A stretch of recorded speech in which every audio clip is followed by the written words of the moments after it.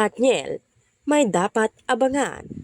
Pumayag sina Catherine Bernardo at Daniel Padilla na magsama sa isang malaking okasyon ng ABS-CBN.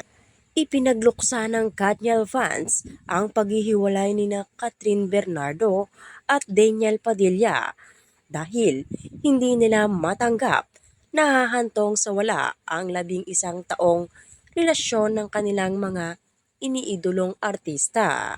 Kinumpirma ni na Catherine at Daniel ang kanilang breakup noong nakaraang Huwebes, November 30, 2023.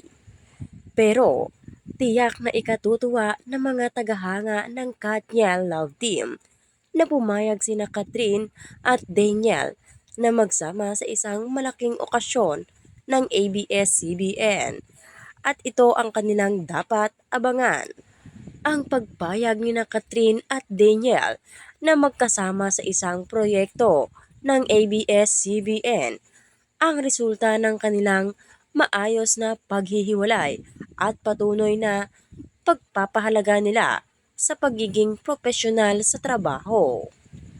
Tumanggap si Catherine ng mga papuri dahil sa kanyang ipinamalas na karunungan at matalinong mensahe para sa publiko nang maglabas siya ng opisyal na pahayag tungkol sa mutual decision nila ni Daniel na wakasan ang mahigit sa isang dekadang pagmamahalan. Samantala, nababanggit naman ang pangalan ni Alden Richards ilang araw matapos makumpirmang tapos na ang relasyon ni na Catherine at Daniel. May mga tagahanga sina Alden at Catherine na isinusulong ang kanilang love team dahil malaya na ang dalaga, samantalang single pa rin ang aktor. Tinangkilik ng manonood ang Hello, Love, Goodbye, ang pelikula noong 2019 na pinagbidahan ni na Catherine at Alden.